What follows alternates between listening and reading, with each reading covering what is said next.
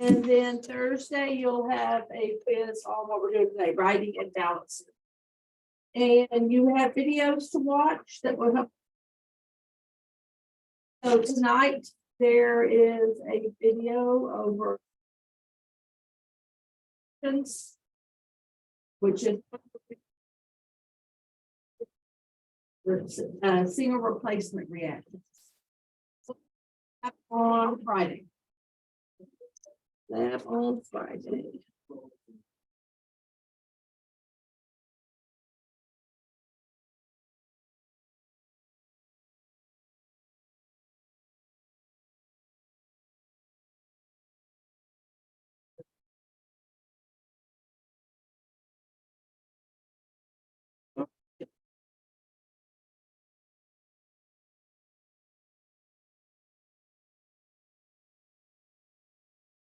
On the Monday, yeah, when we got back on maybe Thursday. So we have it written in words and we need to put it into equation. So what am I going to put down for aluminum? Just AL. Anything except for your diatomics and sulfur and phosphorus, and I'll touch base on those again, would just simply be written down as neutral elements. Add that to oxygen. How's oxygen going to be written? O2. It's a diatomic. When it's all by itself, it has to be written as a 2. So then it forms aluminum oxide. So this would be what you would see if a piece of aluminum was out in the air for a while or out in the conditions, what would form. Aluminum is a +3. Oxide is a -2. Those are their charges. So to write that formula, I have Al2O3. That's my correctly written formula. So like I said, once you do that, this is the same equation we did last week. So I'm going to put a 2 in front of this because I'm going to get, that's going to give me 6 oxygen. 3 times 2 is 6. So I'll come back and put a 3 here. Right. And because of all of that, 2 times 2, I need to come and put a 4 in front of that. So you don't have to write the states on this one, but I'm just going to kind of show you. Anytime it's anything that's black on the periodic table, then it's just a solid. So this is literally like a piece of aluminum. We'll be using that in the lab. If you look at oxygen, it's red. So when it exists by itself, it would be a gas. And then ionic compounds are always solid. So in this case, that would also be solid. Like I said, we do some where you have to write each what they are. And I just kind of introduce it because at AP chemistry, we have to use that a lot more. Anybody have any questions on any of that? Alrighty, we are going to be at the bottom of page 2.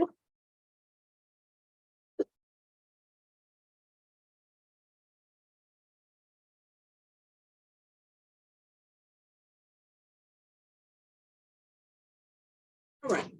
So really, we're not learning anything new today. We're just putting together a couple of things that we already know. So a couple of things. Once again, don't forget your diatomics, your Brinkelhoff.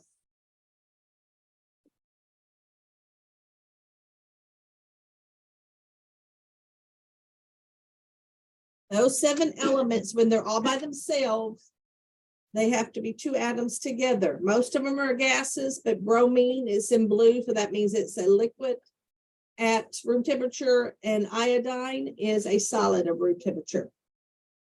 Also, don't forget we had a couple of what we called polys. So if I have sulfur all by itself, it's going to be 8 atoms together to be stable. And phosphorus would need 4. That's only when it's by itself. Once it's combined with something else, we don't have to worry about that.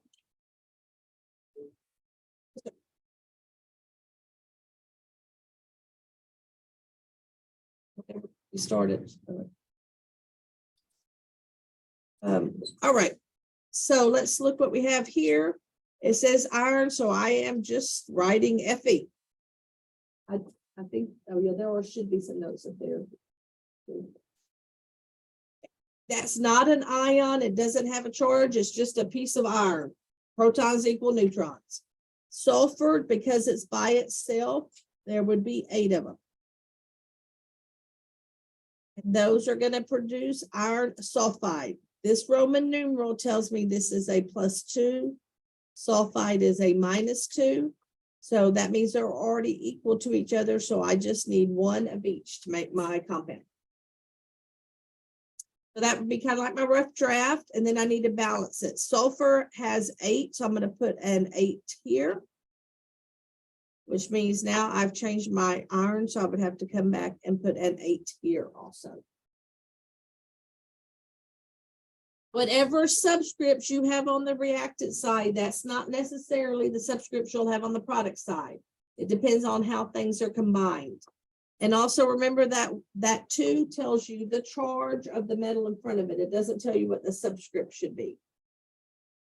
Anybody have any questions on that particular one?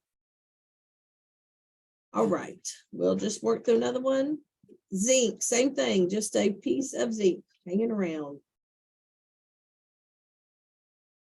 This is telling me I'm using the +2 copper. Sulfate is a -2, so I simply need 1 of S each. Cu for copper, wow. SO4 for sulfate. And then we're going to see the zinc and the copper are going to switch places. So now the zinc is going to become part of the compound.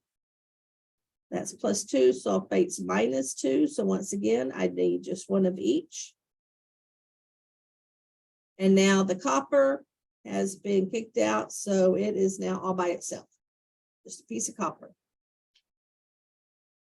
And that one, if you look at it, it is already balanced. You have 1 of everything, 1 of zinc, 1 of copper, 1 of the sulfate group. So that one is already balanced. So with that being said, if you really have trouble balancing some when you start working through your practice or on your quiz or whatever, go back and check your formulas. Because if you get your formulas wrong, then it's going to be almost impossible to get a balance. All right, why don't y'all try number 3? Write it out and then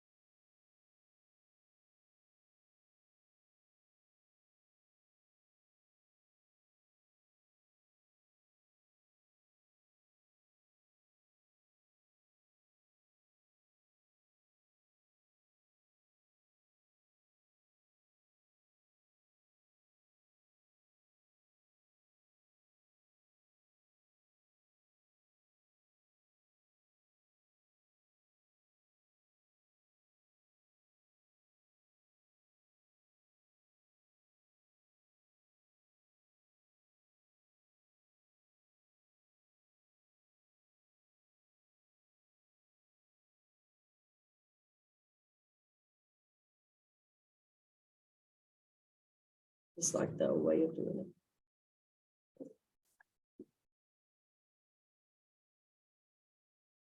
All righty, what did we get for our silver nitrate? What was its formula? AgNO3. Both of them were +1, -1, so I needed just one of each. And then sodium bromide. And gives me silver bromide.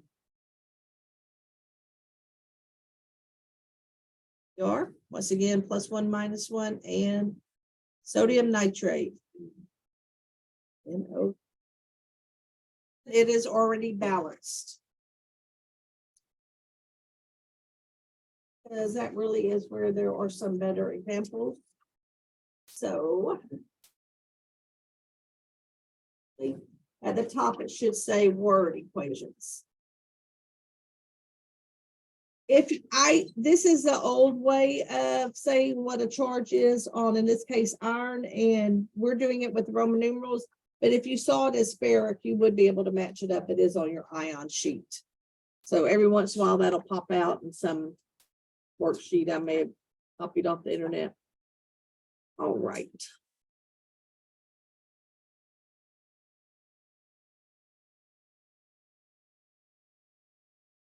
You may need a piece of notebook paper or scratch paper. I separated mine out a little bit, or you may be able to do it without that. Oh, lithium hydroxide. So lithium is a +1, hydroxide is a -1. And once again, those are just coming off your ion sheet. So that's Li for lithium, OH makes hydroxide. And it says is added to a solution of sulfuric acid. And there is your formula for sulfuric acid.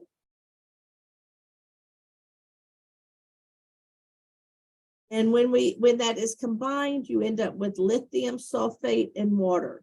So if I look at lithium sulfate, lithium is a +1, sulfate is a -2. So they're not equal. I'm gonna have to give something a subscript. Which one needs a subscript? Li, and it needs a 2.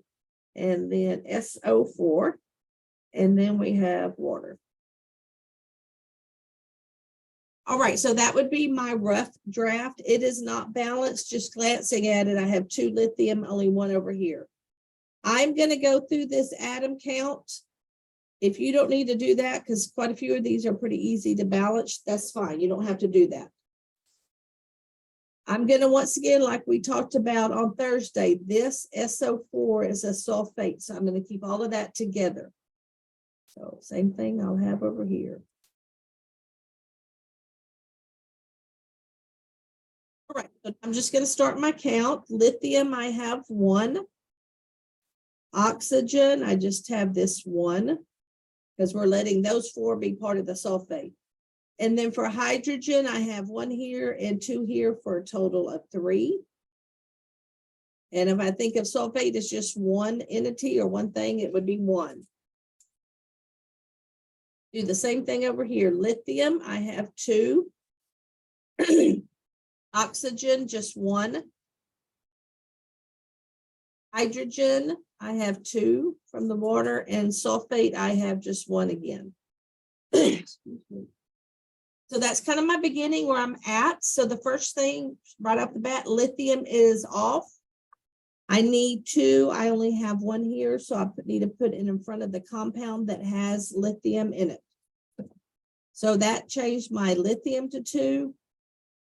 It also, this oxygen, it also changed my oxygen to 2.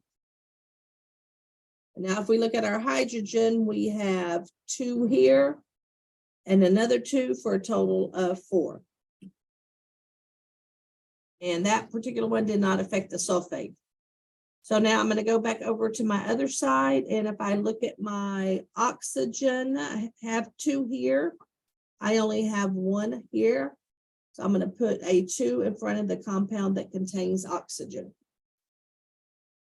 So 2 times 1, that changed my oxygen to 2. My hydrogen, 2 times 2, 4. This is the same. So actually with that one, last little one, then that ended up balancing everything. Everything, if you look, you have the same amount on each side.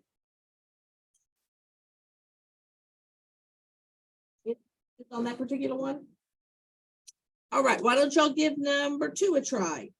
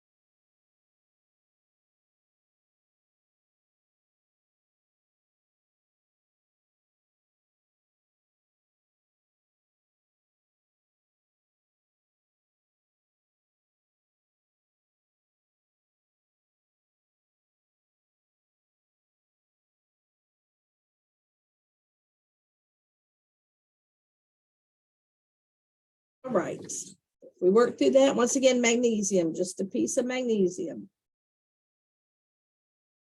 There'll probably be one that will, or something very similar to this we'll do in the lab.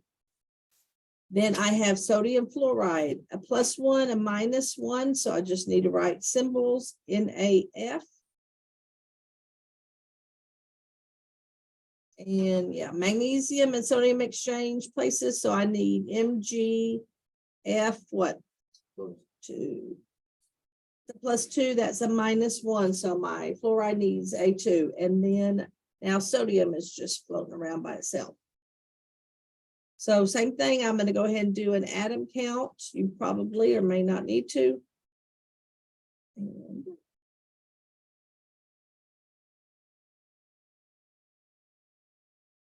if I start off on my reactant side, I have just one of each. On my product side, I have 1 magnesium, 1 sodium, but 2 fluorides. So the only thing that's off is my fluoride. I have 2 here and only 1 over here. So I'm going to put a 2 in front of the compound that has fluoride. So that's going to change my fluoride, but it also changes my sodium. But that one will be easy to fix because over here, my sodium is all by itself. So when I put a 2 in front of it, it will change the sodium. It won't change anything else. Be my balanced equation on that one. Any questions on that one, particular one? All right, let's skip down to number 4.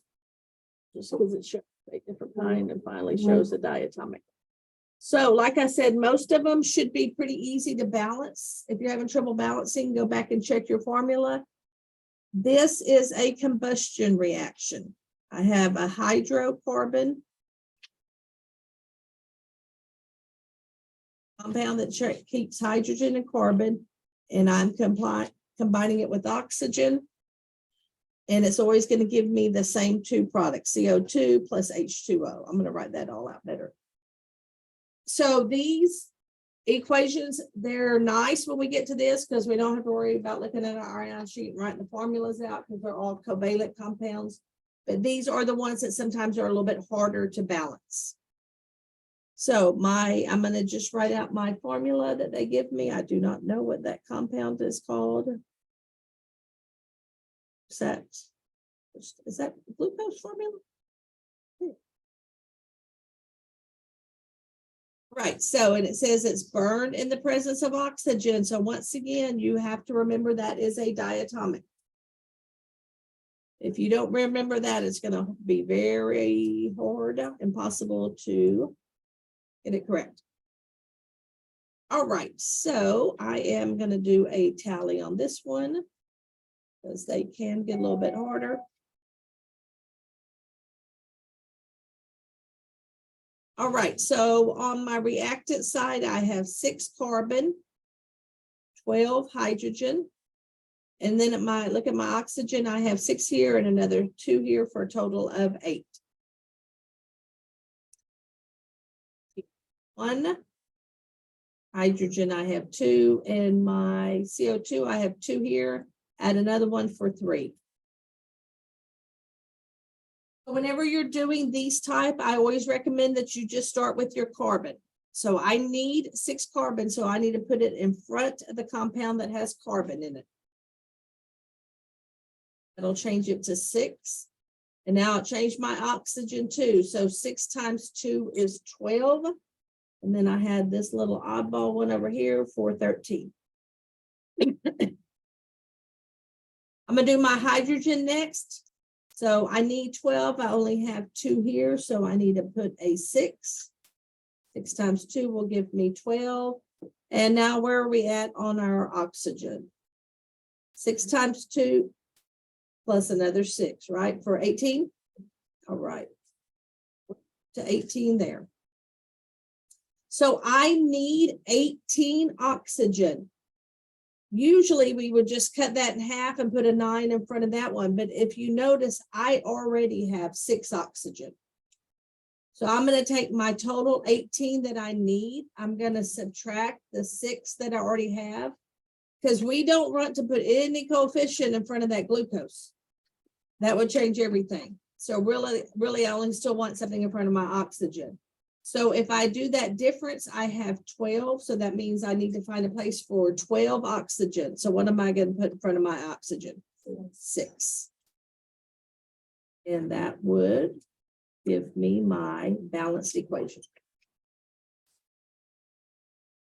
So those are so sometimes while these are very easy to write, because we're always going to have the same products, these are the ones that could be a little bit harder to balance. I got about 15 minutes to do some practice. If you were having trouble just balancing, work on that so you can ask questions because that's what the quiz is over tomorrow. If you're good with balancing, then work on both of them and see if you have any questions on those. So I do number 3, I can come right back up to it. On this same page? Okay. One says I have a copper coil, so that just means I just have a piece of copper. Since it tells me it's a coil, I know that copper is solid. And then it says I have a solution of silver nitrate. So silver is a +1 and nitrate is a -1, so I only need 1 of each.